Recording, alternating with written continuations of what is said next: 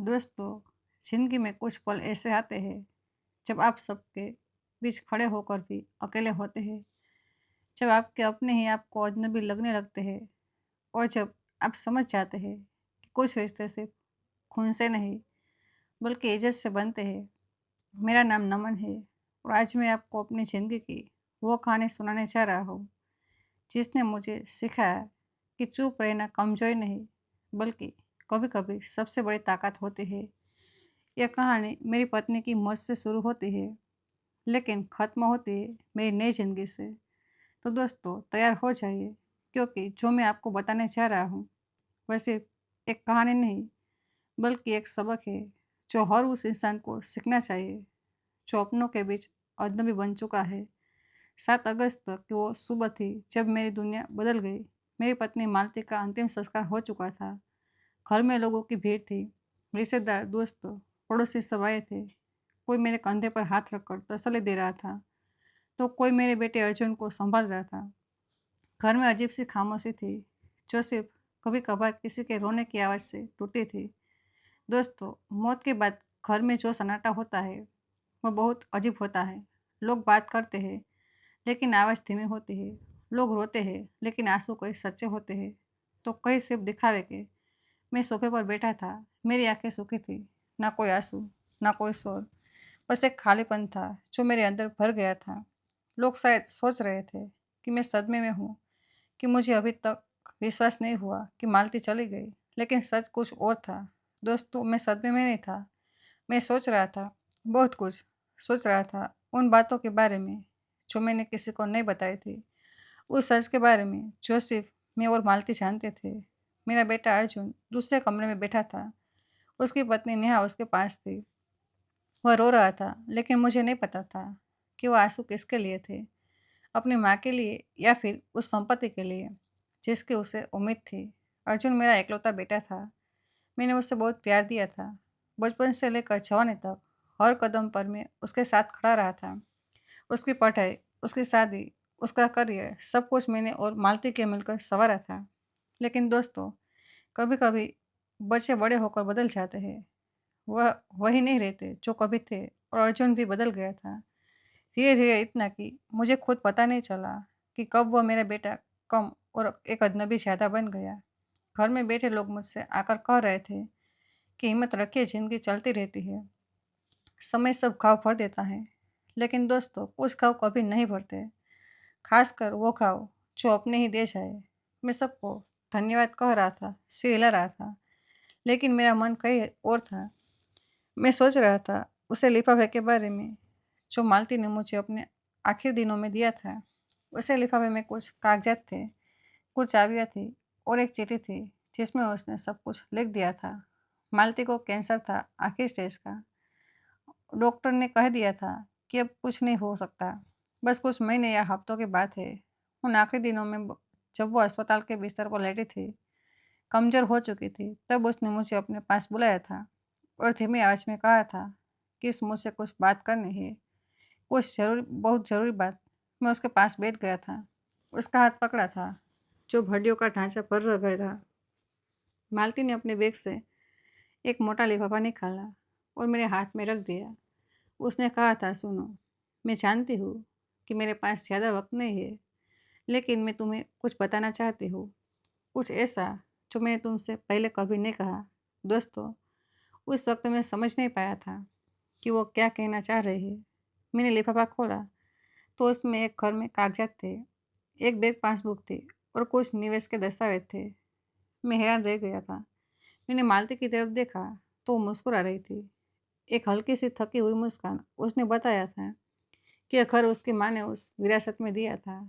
जब उसकी माँ की मौत हुई थी तब मालती को यह प्रॉपर्टी मिली थी, लेकिन उसने किसी को नहीं बताया था, ना मुझे ना अर्जुन को। यह घर शहर के दूसरे छोर पर था, एक अच्छे इलाके में। मालती ने इसे किराए पर दे रखा था और हर महीने जो किराया आता था वह एक अलग बैंक अकाउंट में जमा होता था।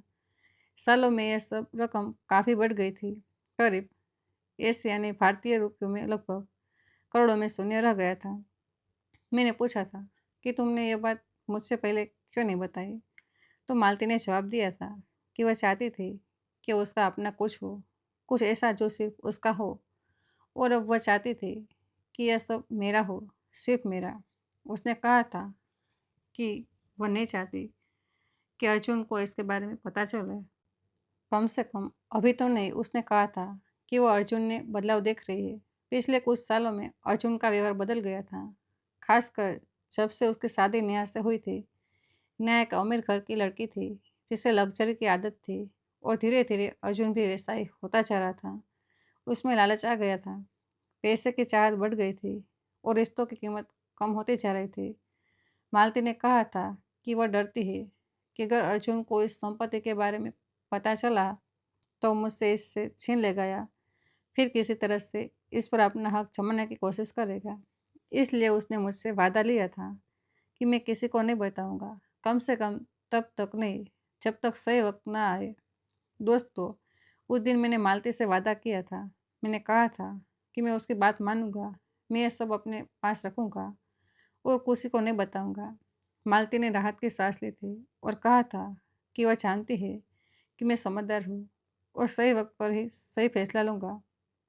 उसके कुछ दिनों बाद ही उसकी हालत और बिगड़ गई, और फिर एक रात अस्पताल में ही उसने आखिरी सांस ली, मेरा हाथ पकड़े हुए, मेरी आंखों में आंखें डाले हुए, जैसे कह रही हो कि वह मुझ पर भरोसा करती है।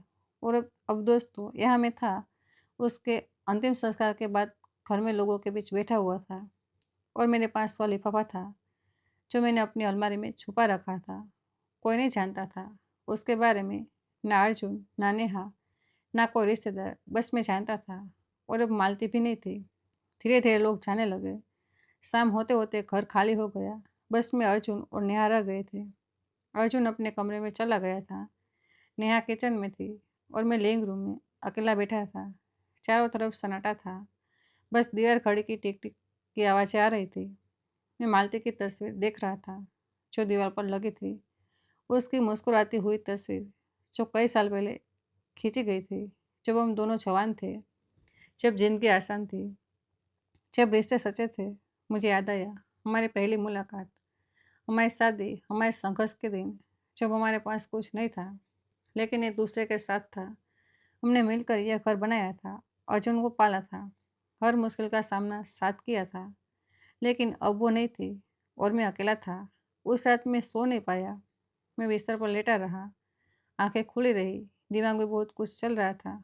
मैं सोच रहा था कि आगे क्या होगा, मालती ने जो मुझे दिया है उसका मैं क्या करूँगा, और सबसे बड़ी बात कि क्या मैं अर्जुन को इसके बारे में बताऊँगा या नहीं। अगली सुबह मैं जल्दी उठ गया, मैंने चाय बनाई और बाहर बरामदे में बैठ गया। मौसम सुहाना था, हल्की हल्की ठंडी हवा चल रही थी, लेकिन मेरे मन में तूफान था। तभी अर्जुन बाहर आया। उसके चेहरे पर थकान के निशान थे, आंखें लाल थी, जैसे रात भर रोया हो या फिर सोया ना हो। उसने मेरे बगल में कुर्सी खींची और बैठ गया। कुछ देर तक हम दोनों चुप रहे। फिर अर्जुन ने कहा, पापा, तुम्हें कुछ बातें करनी होगी। माँ की मौत के बाद बहुत कुछ बदल गया है, और हमें प्रैक्टिकल होना पड़ेगा। मैं समझ गया था कि वह किस तरफ जा रहा है, लेकिन मैंने कुछ नहीं कहा, बस उसकी तरफ देखता रहा। अर्जुन ने आगे कहा, देखिए बाबा, मुझे पता है कि यह वक्त बातें करने का नहीं है, लेकिन कुछ चीज़ें हैं जिन्हें टाला नहीं जा सकता। इस घर का खर्च, मेरी नौकरी, नेहा की ज़रूरतें, यह सब मिलकर काफ़ी हो गया है, और अब आप भी यहीं रहेंगे तो ये और मुश्किल होगा। दोस्तों, उसकी बात सुनकर मुझे लगा जैसे किसी ने सीने में छुरा घोंप दिया हो। मेरा अपना बेटा मुझे बोझ समझ रहा था, लेकिन मैंने अपने चेहरे पर कोई भाव नहीं आने दिया। मैं बस सुनता रहा। अर्जुन ने कहा, पापा, मैं सोच रहा था कि शायद हम इस घर को बेच दें। यह घर बड़ा है और अच्छी कीमत मिल जाएगी। उससे मैं एक छोटा फ्लैट खरीद लूँगा जो मेरे और नेहा के लिए काफ़ी होगा, और आपके लिए भी कोई इंतजाम हो जाएगा। शायद कोई ओल्ड एज होम, या फिर कोई छोटा किराए का मकान। दोस्तों, उस पल मेरे अंदर का कुछ टूट गया, लेकिन बाहर से मैं शांत था। मैंने पूछा, तो तुमने सोच लिया है? अर्जुन ने कहा, हाँ पापा, मुझे लगता है यही सही रहेगा। आप ही समझिए, यह सबके लिए अच्छा होगा। मैंने कहा, ठीक है बेटा, जो तुम्हें सही लगे वो करो। अर्जुन को शायद उम्मीद नहीं थी कि मैं इतनी आसानी से मान जाऊंगा। वो थोड़ा चौंक गए, लेकिन फिर बोला, थैंक यू पापा, मुझे पता था आप समझेंगे। उस दिन से अर्जुन ने घर बेचने की तैयारी शुरू कर दी। उसने प्रॉपर्टी डीलर से बात की, घर की कीमत का आकलन करवाया और खरीदारों को दिखाने का शुरू किया। मैं सब देख रहा था, सब सुन रहा था, लेकिन कुछ नहीं कह रहा था। नेहा भी बहुत खुश लग रही थी। वो अर्जुन से बात कर रही थी कि नए फ्लैट में कैसा फर्नीचर रखेंगे, कैसे सजावट करेंगे। उन्हें लग रहा था कि सब कुछ प्लान के मुताबिक हो रहा है।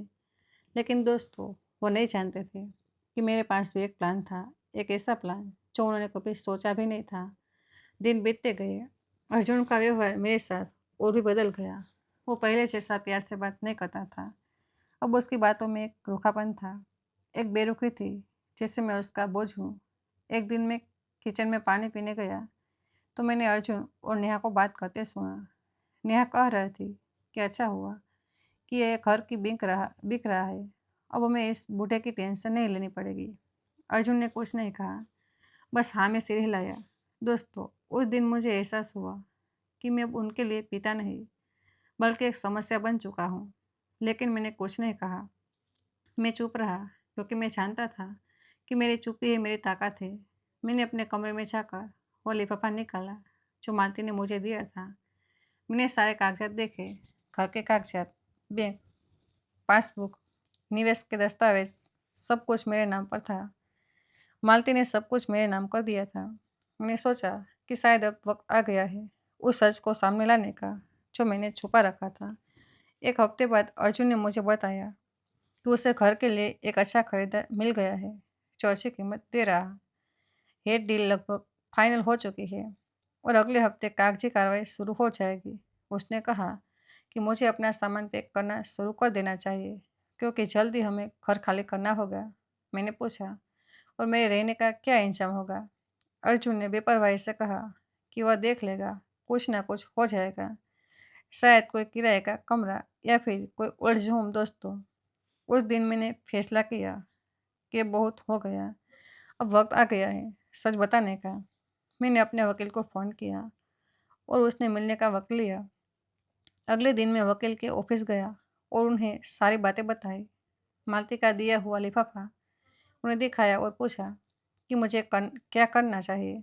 वकील साहब ने सारे कागजात देखे और मुस्कुराते हुए कहा कि यह सबसे बिल्कुल कानूनी है और मेरे नाम पर है, मुझे कोई परेशानी नहीं होगी। उन्होंने कहा कि अगर अर्जुन इस घर को बेचने की कोशिश कर रहा है तो वह गलत कर रहा है, क्योंकि यह घर भी असल में मेरे और मालती के नाम पर रजिस्टर है। अर्जुन का इस पर कोई हक नहीं है। मैंने वकील साहब से कहा कि मैं चाहता हूँ कि यह सब सही तरीके से हो। मैं नहीं चाहता कि कोई झगड़ा हो, लेकिन मैं यह भी नहीं चाहता कि मेरे साथ गलत हो। वकील साहब ने कहा कि वह सब संभाल लेंगे। उन्होंने कहा कि जब डील फाइनल होने वाली हो तब मुझे बता देना, वह खुद आकर सब संभाल लेंगे। मैं वहाँ से वापस आया और इंतजार करने लगा। सही वक्त का कुछ दिन बाद अर्जुन ने बताया कि खरीदार ने एडवांस पेमेंट कर दिया है और अगले सोमवार को रजिस्ट्री ऑफिस में सब कागजी कार्रवाई होगी। उसने मुझसे कहा कि मुझे भी वहाँ आना होगा, क्योंकि कुछ कागजों पर मेरे दस्तखत चाहिए। मैंने कहा ठीक है, मैं आ जाऊँगी। अर्जुन खुश था। उसे लग रहा था कि सब कुछ उसके प्लान से मुताबिक हो रहा है, लेकिन उसे नहीं पता था कि असली खेल अभी शुरू होना बाकी है। सोमवार की सुबह हम सब रजिस्ट्री ऑफिस पहुंचे। अर्जुन, नेहा, खरीदार, उसका वकील और प्रॉपर्टी डीलर सब मौजूद थे। मैं भी था, लेकिन मेरे साथ मेरे वकील साहब भी थे, जिन्हें देखकर अर्जुन थोड़ा चौंका। उसने पूछा, पापा यह कौन है? मैंने कहा, यह मेरे वकील है। मैं चाहता हूँ कि सब कुछ कानूनी तरीके से हो, इसलिए उन्हें साथ लाया हूँ। अर्जुन ने कुछ नहीं कहा, लेकिन मैं देख सकता था कि वह थोड़ा असहज हो गया था। रजिस्ट्री ऑफिस में सब लोग बैठ गए और कागजी कार्रवाई शुरू हुई। प्रॉपर्टी डीलर ने घर के कागजात निकाले और रजिस्ट्रार को दिखाइए। रजिस्ट्रार ने कागजात देखे और फिर अर्जुन से पूछा कि क्या यह प्रॉपर्टी उसके नाम पर है। अर्जुन ने कहा, हाँ, यह मेरे पिता के नाम पर है और वह इसे बेचना चाहते हैं। रजिस्ट्रार ने मेरी तरफ देखा और पूछा, क्या आप इसे प्रॉपर्टी को बेचना चाहते हैं? दोस्तों, उस पल मैंने गहरी सांस ली और कहा, मैं इसे प्रॉपर्टी को नहीं बेचना चाहता, और मैं ये भी स्पष्ट करना चाहता हूँ कि मेरे बेटे को इसे प्रॉपर्टी को बेचने का कोई अधिकार नहीं है, क्योंकि यह मेरी और मेरी दिवंगत पत्नी की संपत्ति है। कमरे में सन्नाटा छा गया। अर्जुन का चेहरा सफेद पड़ गया। नेहा की आंखें फैल गई। खरीदार और उसके वकील एक दूसरे की तरफ देखने लगे। अर्जुन ने घबराहट में कहा, पापा, ये आप क्या कह रहे हैं? हमने तो सब तय कर लिया था। आपने खुद कहा था कि घर बेच दो। मैंने शांति से कहा, हाँ, मैंने कहा था कि तुम जो सही समझो वो करो, लेकिन मैंने कभी नहीं कहा कि मैं घर बेचना चाहता हूँ। मैंने सिर्फ तुम्हारी बात सुनी थी, लेकिन इसका मतलब यह नहीं था कि मैं सहमत था। मेरे वकील साहब ने आगे बढ़कर रजिस्ट्रार को कुछ कागजात दिए और कहा कि यह प्रॉपर्टी श्री नमन और उनकी दिवंगत पत्नी श्रीमती मालती के नाम पर रजिस्टर्ड है और उनके बेटे का इस पर कोई कानूनी अधिकार नहीं है। इसलिए यह डील अवैध है और इसे रद्द किया जाना चाहिए। रजिस्ट्रार ने कागजात देखे और फिर अर्जुन से पूछा कि आपके पास इस प्रॉपर्टी को बेचने के लिए कोई पावर ऑफ अटर्नी है या कोई और कानूनी दस्तावेज है? अर्जुन के पास कोई जवाब नहीं था। वह बस वहाँ खड़ा था। सदमे में खरीदार गुस्से में था। उसने कहा कि यह क्या धोखाधड़ी है? मैंने एडवांस पेमेंट किया है। अगर यह डील नहीं होगी तो मुझे मेरा पैसा वापस चाहिए, वो भी ब्याज के साथ। प्रॉपर्टी डीलर भी घबरा गया था। उसने अर्जुन से कहा कि आपने तो कहा था कि सब कुछ क्लियर है, अब यह क्या मामला है? अर्जुन के पास कोई जवाब नहीं था। वो सिर झुकाए खड़ा था। नेहा की आंखों में आंसू आ गए थे, लेकिन अब वो आंसू शर्म के थे। दोस्तों, उस दिन मैंने महसूस किया कि कभी कभी चुप रहना और सही वक्त पर बोलना कितना जरूरी होता है। अगर मैंने पहले ही सब कुछ बता दिया होता तो शायद अर्जुन वो चालाक हो जाता और कोई दूसरा रास्ता निकाल लेता, लेकिन मैंने उसे अपनी रस्सी से ही फंसने दिया। रजिस्ट्रार ने घोषणा की कि यह डील रद्द की जाती है और अगर खरीदार चाहे तो वो कानूनी कार्रवाई कर सकता है। खरीदार ने कहा कि वह जरूर करेगा और उसने अर्जुन को चेतावनी दी कि वो अपना पैसा वापस चाहता है, वरना वह पुलिस में शिकायत दर्ज करेगा। हम सब वहाँ से बाहर आए। बाहर आकर अर्जुन ने मुझसे पूछा, पापा, ये आपने क्या किया? आपने मुझे पहले क्यों नहीं बताया कि आप घर नहीं बेचना चाहते? मैंने शांति से कहा, बेटा, मैंने तुम्हें कभी नहीं कहा था कि मैं घर बेचना चाहता हूँ। तुमने खुद ही सब फैसला कर लिया, मुझे पूछा तक नहीं। तुम्हें लगा कि मैं बूढ़ा हूँ, कमज़ोर हूँ और मुझे जो कहोगे मैं मान जाऊँगा, लेकिन तुम गलत थे। अर्जुन के पास कोई जवाब नहीं था। वो बस मुझे देखता रह गया। नेहा रो रही थी। मैंने उनकी तरफ देखा और कहा, अब तुम दोनों का फैसला करना होगा कि तुम क्या करना चाहते हो। अगर तुम मेरे साथ रहना चाहते हो तो मैं तैयार हूँ, लेकिन इज्जत और प्यार के साथ। अगर तुम मुझे बोझ समझते हो तो मैं चला जाऊँगा, लेकिन यह घर मेरा है और मैं इसे नहीं बेचूंगा। अर्जुन ने कहा, पापा, मुझे माफ़ कर दीजिए। मैं गलत था। मैं नहीं जानता था कि मैं आपको कितना दुख पहुंचा रहा हूँ। लेकिन दोस्तों, मैं जानता था कि माफ़ी दिल से नहीं, यह सिर्फ इसलिए थी क्योंकि उसके चाल नाकाम हो गई थी। मैंने फैसला किया कि अब मुझे अपनी ज़िंदगी अपने तरीके से जीनी है। मैं उस घर में नहीं रहना चाहता था जहाँ मुझे बोझ समझा जाता था। मैंने अपने वकील साहब से बात की और उन्होंने मुझे वो दूसरा घर दिखाया जो मालती ने मुझे दिया था। यह एक सुंदर घर था, शहर के शांत इलाके में, अच्छी हवा, अच्छा माहौल और सबसे ज़रूरी मेरी खुद की जगह। मैंने फैसला किया कि मैं वहाँ रहूँगा। मैंने अर्जुन को बताया कि मैं घर छोड़ रहा हूँ, लेकिन अपनी मर्जी से। अर्जुन ने रोकने की कोशिश की, लेकिन मैं जानता था कि वह सिर्फ दिखावा कर रहा था। मैंने अपना सामान पैक किया और उस नए घर में चला गया। दोस्तों, उस दिन से मेरी ज़िंदगी बदल गई। मैं आज़ाद था, अपने फैसले लेने के लिए आज़ाद, अपनी तरह से जीने के लिए आज़ाद। मेरे पास पैसे थे, संपत्ति थी और सबसे ज़रूरी मेरा आत्मसम्मान था। मैंने अपनी नई ज़िंदगी शुरू की। मैंने कुछ पुराने दोस्तों से दोबारा संपर्क किया, कुछ नए शौक अपनाए। मैंने गार्डनिंग शुरू की, पेंटिंग सीखी और समाज सेवा में हिस्सा लेने लगा। मैं खुश था, शायद सालों बाद पहली बार इतना खुश था। अर्जुन कभी कभार फ़ोन करता था, पूछता था कि मैं फैसला लूँ, लेकिन मैं जानता था कि वह सिर्फ औपचारिकता निभा रहा था। असली प्यार तो कब का ख़त्म हो चुका था। कुछ महीने बाद मुझे पता चला कि अर्जुन को उस खरीदार को एडवांस पैसे वापस करने पड़े, ब्याज में ब्याज के साथ, और उसकी आर्थिक हालत ख़राब हो गई थी। नेहा उससे लगातार लड़ाई कर दिखती रहती थी। उनकी शादी में दरार आ गई थी। दोस्तों, यह सब सुनकर मुझे दुख हुआ, लेकिन मैं कुछ नहीं कर सकता था। कभी कभी लोगों को अपनी गलतियों की कीमत चुकानी पड़ती है, और यही अर्जुन के साथ हो रहा था। एक दिन अर्जुन मेरे घर आया। उसके चेहरे पर शर्मिंदगी थी। उसने कहा, पापा, मुझे माफ़ कर दीजिए। मैं बहुत गलत था। मैंने आपको दुख पहुंचाया, आपकी इज्जत नहीं की और आपको बोझ समझा। मुझे एहसास हो गया है कि मैंने क्या खोया है। मैंने सिर्फ संपत्ति नहीं खोई, बल्कि अपने पिता को खोया है। दोस्तों, उस दिन मैंने अर्जुन की आंखों में सच्चा पछतावा देखा। मैंने उससे गले लगा लिया और कहा, बेटा, मैं तुम्हें माफ़ कर देता हूँ, लेकिन यह मत भूलना कि रिश्ते सिर्फ खून से नहीं, बल्कि इज्जत और प्यार से बनते हैं। अर्जुन ने कहा कि वह बदल जाएगा, वो मुझे फिर से वह प्यार देगा जो मैं हकदार हूँ। मैंने कहा कि मैं उम्मीद करता हूँ, लेकिन मैं अब उस घर में वापस नहीं आऊँगा। मैं यहाँ खुश हूँ और यहीं रहूँगा।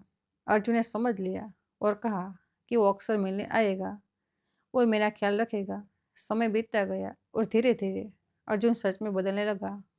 वो हफ्ते में 1-2 बार मिलने आता था, मेरे लिए खाना लाता था, मेरे साथ वक्त बिताता था।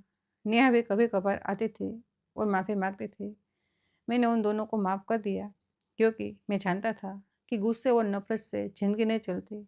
दोस्तों, आज मैं अपने नए घर में खुश हूँ। मेरे पास सब कुछ है जो मुझे चाहिए, एक छत, पैसे और सबसे ज़रूरी अपना आत्मसम्मान। मैंने सीखा कि कभी कभी चुप रहना कमजोरी नहीं, बल्कि ताकत होती है। मैंने सीखा कि हर सच तुरंत बताना जरूरी नहीं होता, कभी कभी सही वक्त का इंतजार करना पड़ता है। मैंने यह भी सीखा कि रिश्ते संपत्ति से नहीं, बल्कि इज्जत और प्यार से बनते हैं। और सबसे ज़रूरी मैंने सीखा कि ज़िंदगी में कभी हार नहीं माननी चाहिए, भले ही हालात कितने भी बुरे क्या ना हो। मालती ने मुझे जो दिया था, वह सिर्फ एक घर या पैसे नहीं थे, बल्कि एक नई ज़िंदगी जीने का मौका था। उसने मुझे दिखाया कि मैं अकेला नहीं हूँ और मुझे किसी पर निर्भर नहीं रखना है। आज जब भी मैं उसकी तस्वीर देखता हूँ, तो मुस्कुरा देता हूँ और उसे धन्यवाद कहता हूँ कि उसने मुझे समझा और मेरा ख्याल रखा, तब भी जब वह इस दुनिया में नहीं थी। दोस्तों, ये थी मेरी कहानी जो मैंने आपके साथ शेयर की। एक ऐसी कहानी जो सिर्फ मेरी नहीं, बल्कि शायद कई लोगों की है, जो अपने ही लोगों के बीच अकेले हो जाते हैं, जो बोझ समझे जाते हैं और जिनकी इज्जत नहीं की जाती। लेकिन मैं चाहता हूँ कि यह कहानी उन सभी लोगों तक पहुँचे और उन्हें प्रेरणा दे कि वह भी अपने लिए खड़े हो, अपने आत्मसम्मान की रक्षा करे और ये समझे कि चुप रहना हमेशा कमजोरी नहीं होती। मैं आपको एक और बात बताना चाहता हूँ कि मेरी इस नई ज़िंदगी में मुझे बहुत सुकून मिला है। मैं उन चीज़ों को कर पा रहा हूँ जो मैं हमेशा से करना चाहता था। मैंने गार्डनिंग शुरू की है। मेरे घर के बाहर एक छोटा सा बगीचा है, जहाँ मैं रोज़ सुबह फूलों की देखभाल करता हूँ। मैंने पेंटिंग सीखी है और अब मैं अपने खाली समय में कैनवास पर रंग भरता हूँ। मैंने योग और मेडिटेशन भी शुरू किया है, जिससे मुझे मानसिक शांति मिलती है। और सबसे ज़रूरी, मैंने समाज सेवा में हिस्सा लेना शुरू किया है। मैं ओल्ड एज होम में जाता हूँ, जहाँ मैं बुजुर्गों से बात करता हूँ, उनकी कहानियाँ सुनता हूँ और उन्हें अपनी कहानी सुनाता हूँ। बहुत से लोग मेरी कहानी सुनकर प्रेरित होते हैं और अपनी समझ से मुझसे शेयर करते हैं। मैं उन्हें भी यही सलाह देता हूँ कि कभी हार मत मानिए और अपने आत्मसम्मान को बचाइए। दोस्तों, ये ज़िंदगी बहुत छोटी है और हमें इसे खुशी से जीना चाहिए, ना कि दूसरों की उम्मीदों और लालच के बीच फंस कर। मैं आपको बताना चाहता हूँ कि मालती ने जो घर मुझे दिया था, वह सिर्फ ईंट और पत्थर का घर नहीं था, बल्कि एक सुरक्षित भविष्य था। उसने मुझे वो आज़ादी दी जो हर इंसान चाहता है। आज़ादी अपनी मर्जी से जीने की आज़ादी, किसी पर निर्भर ना रहने की, और आज़ादी अपने फैसले खुद लेने की। मालती हमेशा एक समझदार महिला थी। उसने ज़िंदगी भर मेरा साथ दिया और मरने के बाद भी उसने मुझे अकेला नहीं छोड़ा। उसने सोच समझ कर यह फैसला लिया था कि वो दूसरा घर और पैसे मुझे देगी और किसी को नहीं बताएगी, क्योंकि उसने अर्जुन में बदलाव देखा था। उसने देखा था कि कैसे नेहा की शादी के बाद अर्जुन बदलता जा रहा था, कैसे उसमें लालच आ रहा था और कैसे वो हमें बोझ समझने लगा था। मालती ने मुझे एक दिन कहा था कि अर्जुन अब वह नहीं रहा जो बचपन में था, वो बदल गया है और हमें अपना ख्याल खुद रखना होगा। उसने कहा था कि वह नहीं चाहती कि मैं अपने बुढ़ापे में किसी पर निर्भर रहूं या किसी के लिए बोझ बनूं, इसलिए उसने ये सब इंतजाम किया था। दोस्तों, मुझे लगता है कि हर माता पिता को अपने भविष्य के बारे में सोचना चाहिए। उन्हें यह नहीं सोचना चाहिए कि उनके बच्चे उनका ख्याल रखेंगे, क्योंकि आजकल के दौर पे बच्चे अपनी ज़िंदगी में इतने व्यस्त हो जाते हैं कि उन्हें माता पिता के लिए वक्त नहीं मिलता, और कभी-कभी तो वो माता पिता को बोझ समझने लगते हैं।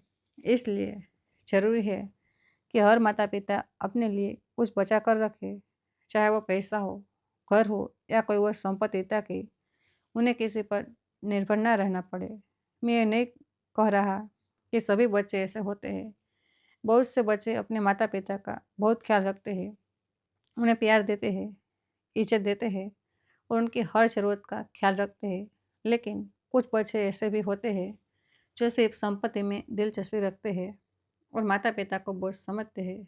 मेरे साथ यही हुआ था, लेकिन मैं भाग्यशाली था कि मेरी पत्नी ने मेरे लिए सोचा और मुझे एक सुरक्षित भविष्य दिया। दोस्तों, अब मैं आपको बताता हूँ कि उस दिन रजिस्ट्री ऑफिस में क्या हुआ था। जब सच मान सामने आया था, अर्जुन और नेहा सदमे में थे। उन्हें विश्वास नहीं हो रहा था कि मैंने उनके साथ ऐसा किया। खरीदार बहुत गुस्से में था। उसने अर्जुन से कहा कि उसने धोखाधड़ी की है और वो पुलिस में शिकायत दर्ज करेगा। अर्जुन घबरा गया था। उसने खरीदार से माफ़ी मांगी और कहा कि वो उसका एडवांस पैसा वापस कर देगा। लेकिन खरीदार ने कहा कि वह सिर्फ पैसा नहीं, बल्कि ब्याज भी चाहता है, क्योंकि उसका समय और मेहनत बर्बाद हुए हैं। प्रॉपर्टी डीलर भी गुस्से में था। उसने कहा कि उसकी कमीशन क्या होगा। उसने इतनी मेहनत की थी, खरीदार ढूंढा था, सब इंतजाम किया था और अब सब बर्बाद हो गया। अर्जुन ने पास कोई जवाब नहीं था। वो बस सिर झुकाए खड़ा था। नेहा रो रही थी, लेकिन अब उसके आंसू सच्चे नहीं थे, बल्कि शर्म और गुस्से के थे। रजिस्ट्रार ने कहा कि यह मामला कानूनी है और अगर खरीदार चाहे तो वो कोर्ट में केस कर सकता है। अर्जुन को धोखाधड़ी के आरोप में गिरफ्तार भी किया जा सकता है। यह सुनकर अर्जुन और भी घबरा गया। उसने मुझसे गिड़गिड़ाकर कहा, पापा, प्लीज़ मुझे बचाइए, मैं गलत था, लेकिन प्लीज़ मुझे इस मुसीबत से निकालने के लिए। दोस्तों, उस पल मेरे मन में बहुत द्वंद था। एक तरफ वो मेरा बेटा था, जिसने मुझे दुख पहुंचाया था, मुझे बोझ समझा था, लेकिन दूसरी तरफ वो मेरा खून था, मेरी औलाद थी। मैंने उसे पाला था, बड़ा किया था। मैं उसे मुसीबत में नहीं देख सकता था, इसलिए मैंने खरीदार से बात की और उसे समझाया कि यह सब एक गलतफहमी थी। मेरे बेटे ने जानबूझकर धोखा नहीं दिया, बल्कि वह खुद कंफ्यूज था। मैंने खरीदार से कहा कि मैं उसका सारा एडवांस पैसा वापस कर दूंगा, ब्याज के साथ, और उसे हुई परेशानी के लिए कुछ अतिरिक्त राशि भी दूंगा। खरीदार ने सोचा और फिर मान गया। उसने कहा कि वह शिकायत नहीं करेगा, लेकिन उसे अपना पूरा पैसा चाहिए, जल्द से जल्द। मैंने कहा कि मैं 1 हफ्ते में सब इंतजाम कर दूंगा। खरीदार मान गया और वह वहाँ से चला गया। प्रॉपर्टी डीलर को भी मैंने उसकी मेहनत के पैसे दिए और वह भी चला गया। अब सिर्फ मैं, अर्जुन, नेहा और मेरे वकील साहब थे। अर्जुन ने मेरे पैर छुए और कहा, पापा, मुझे माफ़ कर दीजिए, मैं बहुत गलत था। मैंने आपकी इज़्ज़त नहीं की, आपको दुख पहुंचाया और आपको बोझ समझा। मुझे एहसास हो गया कि मैंने कितनी बड़ी गलती की है। दोस्तों, उस वक्त मैंने अर्जुन की आंखों में सच्चा पछतावा देखा, लेकिन मैं यह भी जानता था कि यह पछतावा इसलिए है क्योंकि उसकी चाल नाकाम हो गई थी। फिर भी मैंने उसे माफ़ कर दिया, क्योंकि वह मेरा बेटा था। मैंने अर्जुन से कहा कि मैं तुम्हें माफ़ कर देता हूँ, लेकिन अब मैं तुम्हारे साथ नहीं रहूँगा। मुझे अपनी ज़िंदगी अपने तरीके से जीनी है। तुम्हारे पास अपना घर है, अपनी ज़िंदगी है, उसे जियो। लेकिन यह मत भूलो कि रिश्ते इज्जत और प्यार से बनते हैं। अर्जुन ने कहा कि वो बदल ले जाएगा, वो मुझे फिर से प्यार देगा, मेरी इज्जत करेगा और मेरा ख्याल रखेगा। मैंने कहा कि मैं उम्मीद करता हूँ, लेकिन अभी के लिए मुझे अकेला रहने दो। मुझे वक्त चाहिए सब कुछ समझने के लिए। उस दिन के बाद मैं अपने नए घर में चला गया और एक नई ज़िंदगी शुरू की। दोस्तों, यह घर सच में बहुत खूबसूरत था। 2 बेडरूम, एक बड़ा लिविंग रूम, एक मॉडर्न किचन और एक छोटा सा गार्डन। घर पूरी तरह से फर्निश्ड था, मालती ने सब कुछ पहले से ही तैयार करवा रखा था। मुझे बस अपना सामान लाना था और रहना शुरू करना था। मैंने वही किया। मैं वहाँ रहने लगा और धीरे धीरे उस घर को अपना घर बनाने लगा। मैंने गार्डन में फूलों के पौधे लगाए। मैंने अपने पसंदीदा पेंट्स दीवारों पर लगाए। मैंने अपनी किताबों की एक छोटी सी लाइब्रेरी बनाई और मैंने अपने लिए एक रूटीन बनाया। सुबह जल्दी उठना, योगा करना, गार्डन के वक्त बिताना, किताबें पढ़ना और शाम को समाज सेवा के लिए जाना। यह मेरी नई जिंदगी थी और मैं इसमें खुश था। पहली बार सालों में मैं वाकई खुश तो था दोस्तों। कुछ महीने बाद अर्जुन ने मुझसे संपर्क किया। उसने कहा कि वो मुझसे मिलना चाहता है। मैंने हाँ कह दी और उसे अपने घर बुलाया। जब अर्जुन आया तो उसके चेहरे पर शर्मिंदगी थी। वो मेरे घर को देखकर हैरान था। उसने कहा, पापा, यह घर कहाँ से आया? आपने कभी बताया नहीं। मैंने कहा, यह तुम्हारी माँ का था। उसने मुझे विरासत में दिया था, लेकिन उसने कहा था कि मैं किसी को ना बताऊँ, इसलिए मैंने नहीं बताया। अर्जुन शून्य रह गया। उसने कहा, मतलब माँ के पास इतनी संपत्ति थी और हमें पता भी नहीं चला? मैंने कहा, हाँ, तुम्हारी माँ बहुत समझदार थी। उसने सब कुछ सोच समझ कर दिया था। उसने देखा था कि तुम बदल रहे हो, इसलिए उसने फैसला किया कि यह सब मुझे देगी ताकि मैं अपने बुढ़ापे में किसी पर निर्भर न रहूं। अर्जुन के आंखों में आंसू आ गए। उसने कहा, पापा, मुझे माफ़ कर दीजिए। मैं सच में बहुत गलत था। मैंने आपको और माँ को धोखा दिया। मैंने उस भरोसे को तोड़ा जो आप दोनों ने मुझ पर किया था। लेकिन अब मैं बदल गया हूँ। मैंने अपनी गलतियों को समझ लिया है और मैं वादा करता हूँ कि अब मैं आपको कभी दुख नहीं पहुँचाऊँगा। दोस्तों, उस दिन मैंने अर्जुन में एक बदलाव देखा। शायद वह सच में समझ गया था कि उसने क्या खोया है। मैंने उससे गले लगाया और कहा कि मैं तुम्हें माफ़ कर देता हूँ, लेकिन अब से तुम्हें साबित करना होगा कि तुम बदल गए हो, सिर्फ बातों से नहीं बल्कि अपने काम से। अर्जुन ने वादा किया कि वह ऐसा करेगा और उस दिन ने उसके वाकई अपने वादे को निभाना शुरू किया। वो हफ्ते में 2-3 बार मुझसे मिलने आता था, मेरे लिए चीज़ें लाता था, मेरे साथ वक्त बिताता था और मुझसे माफ़ी मांगता रहता था। नेहा भी बदल गई थी। उसे भी एहसास हो गया था कि उसने गलत किया था। वो भी मुझसे मिलने आती थी और माफ़ी मांगती थी। धीरे धीरे हमारे रिश्ते फिर से सुधरने लगे, लेकिन अब वो पहले जैसे नहीं थे। अब उनमें एक समझ थी, एक परिपक्वता थी और सबसे ज़रूरी उनमें इज्जत थी। दोस्तों, आज जब मैं पीछे मुड़कर देखता हूँ तो मुझे लगता है कि जो कुछ भी हुआ वो अच्छे के लिए हुआ। अगर वह सब नहीं होता तो शायद मैं आज भी उसी घर में रहता जहाँ मुझे बोझ समझा जाता था। लेकिन मालती की दूरदर्शिता और मेरी चुप्पी ने मुझे एक नई जिंदगी दी। एक ऐसी ज़िंदगी जहाँ मैं खुश हूँ, आज़ाद हूँ और सबसे ज़रूरी आत्मसम्मान के साथ जी रहा हूँ। मैंने सीखा कि चुप रहना हमेशा कमजोरी नहीं होती, कभी कभी यह सबसे बड़ी ताकत होती है। मैंने यह भी सीखा कि हर सच तुरंत बनाना जरूरी नहीं होता, कभी कभी सही वक्त का इंतजार करना पड़ता है।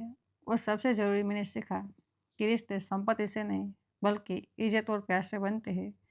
दोस्तों, मैं चाहता हूँ कि मेरी कहानी से आप भी कुछ सीखें। अगर आप भी किसी ऐसी स्थिति में है जहाँ आपको बहुत समझ आ रहा है या आपकी इज्जत नहीं की जा रही है, तो घबराइए मत। अपने लिए खड़े होइए, अपनी आवाज़ बुलंद कीजिए और अपने आत्मसम्मान की रक्षा कीजिए। याद रखिए कि आप किसी पर बोझ नहीं है।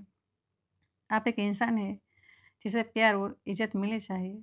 और अगर आपको वो नहीं मिल रहा तो अपने लिए एक नई राह बनाइए, बिल्कुल वैसे ही जैसे मैंने की। और हाँ, अगर आप माता पिता है तो अपने भविष्य के बारे में जरूर सोचिए।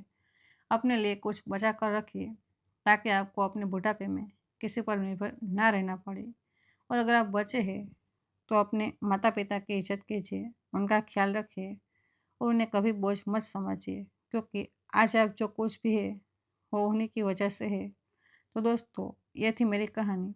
आपको कैसी लगी कमेंट बॉक्स में ज़रूर बताइए और यह भी बताइए कि आप इस कहानी को भारत के किस शहर से सुन रहे हैं। अगर आपको यह कहानी पसंद आई हो तो लाइक बटन दबाइए, शेयर कीजिए और चैनल को सब्सक्राइब करना मत भूलिएगा। धन्यवाद।